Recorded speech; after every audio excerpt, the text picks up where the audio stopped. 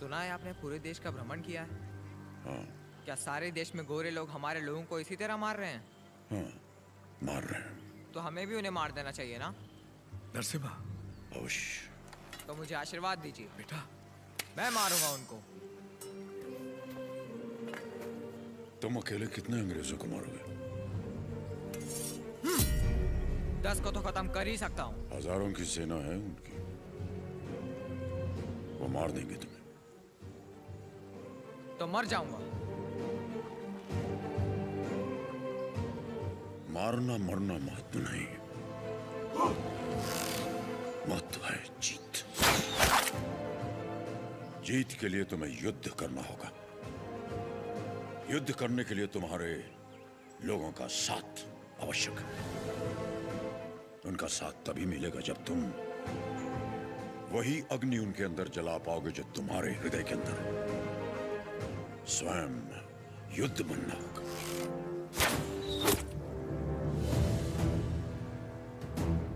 तुम्हारा शस्त्र ये नहीं, तुम्हारा शस्त्र है ये।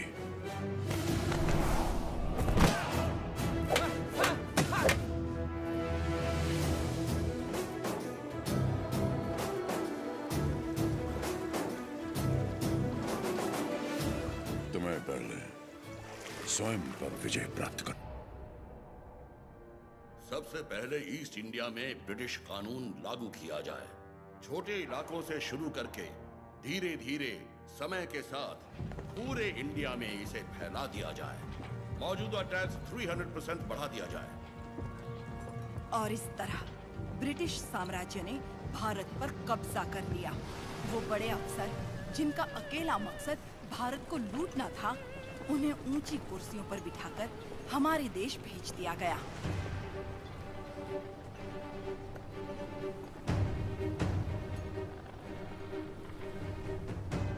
शैतानों की सेना का नुमाइंदा कॉकरेन दक्षिण भारत की तरफ बढ़ने लगा, जिसे भारतीय उपमहाद्वीप की रीढ़ की हड्डी कहा जाता है। लेकिन उसे वीर भूमि रेनाडू के बारे में क्या पता था? वो कहाँ जानता था कि रेनाडू का सूर्य अंधकार की छाती चीरकर उदय हो चुका है। रेनाडू की धरती 61 छोटे छोटे राज्यों में बटी हुई है। इन राज्यों के सामंत पालेगार कहलाते हैं। ब्रिटिश इन पालेगारों से उनकी सत्ता और एकता दोनों छीन चुके हैं। लेकिन अवुकु राज्य के पालेगार अवुकु राजू, माइदुकुरु के पालेगार वीरा रेड्डी और कर्नूल के पापा खान उन 61 पालेगारों में से हैं जो आज भी स्वतंत्र शासन कर रहे हैं। नरसिम्हा रेड्डी ने इन सबको एकजुट करने के लिए एक महोत्सव का आयोजन किया।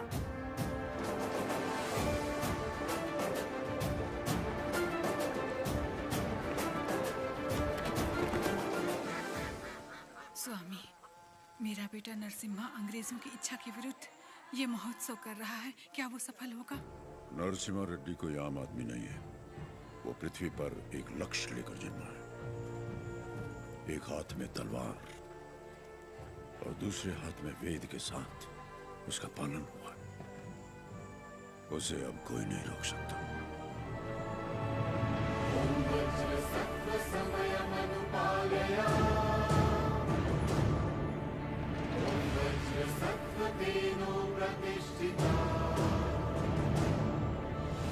विद्रोही में भवः, शुतोष्णो में भवः।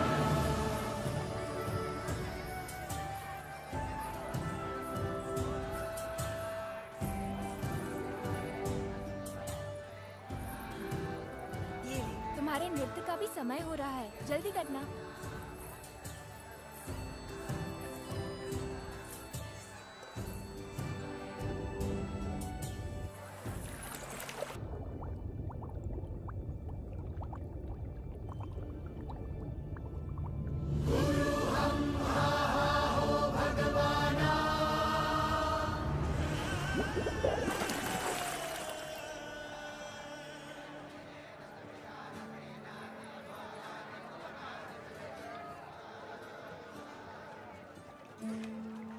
क्या हुआ बेटी? हाँ, स्वामी जी, अंदर कोई है?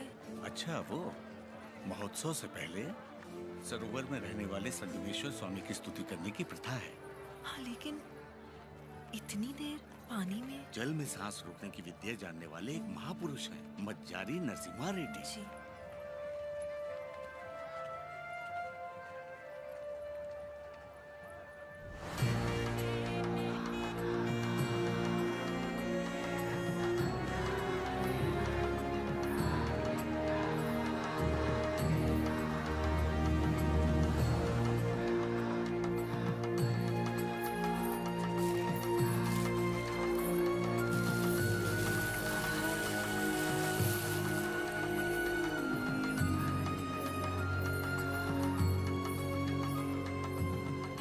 आज कई सालों बाद तुम्हारे लाए हुए वस्त्रों से भगवान का फिर श्रृंगार हो रहा है बाबा खान। ये हमारे भाई नरसिम्हा रेड्डी की महिमा है कि अंग्रेजों का बंद करवाया हुआ ये उत्सव फिर से शुरू हो गया। या अल्लाह, इस जश्न को किसी की नजर न लगे, सब मिलकर दुआ करो।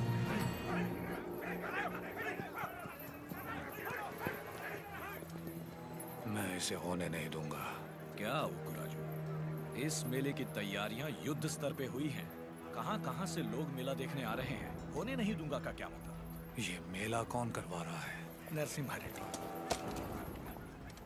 इस मेले में योगदान हमारा भी है ना? पर नाम नरसिम्हा रेड्डी का होगा। अच्छा, मुकाबला कौन जीतेगा? नरसिम्हा रेड्डी, और कौन? और हम जीत जाए तो भी सब नरसिम्हा रेड्डी की जयकार करेंगे कि उसने इतना निष्पक्ष मुकाबला करवाया। यानी जीते कोई भी, जयकार उसी की होगी। क्या ये सही होगा बसी रेड्डी? तो नहीं जीतेगा। अपने आदमी को देखो वहाँ, वो नशीली दवा बैलों को पागल कर देगी।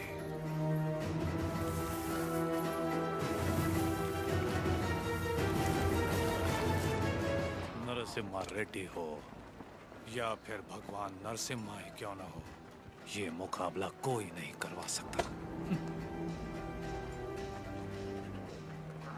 बुली रेड्डी, दवा और ज्यादा मिला दो। ये मुकाबला क्या महोत्सव ही नहीं होना चाहिए।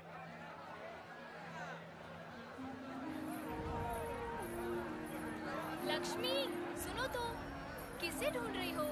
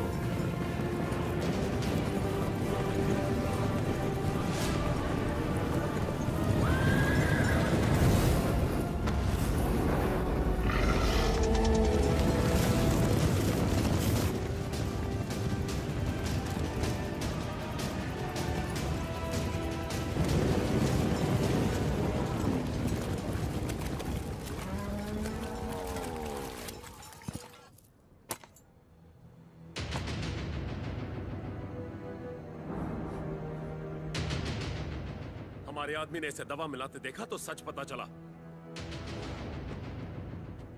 अरे जो हो गया सो हो गया, कोई अनहोनी तो नहीं हुई ना। भूल जाओ, सब कुछ ठीक है। अबकू राजू भी तो पालेगार ही है। चलो छोड़ो, अब जाओ सब, ये उनकी खानदानी दुश्मनी है, सब जानते हैं। तमाशा खत्म। रुक जाओ।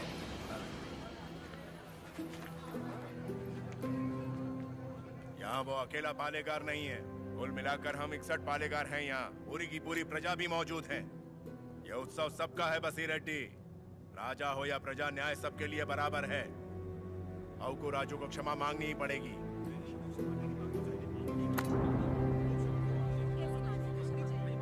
सब चुप क्यों हैं? पिताजी न्याय की बात कर रहे हैं, इन्हें क्षमा मांगनी ही चाहिए। हाँ हाँ, क्षमा तो मांगनी ही चाहिए। क्षमा मांगनी ही चाहिए। एक पालेगार क्षमा कैसे मांगेगा?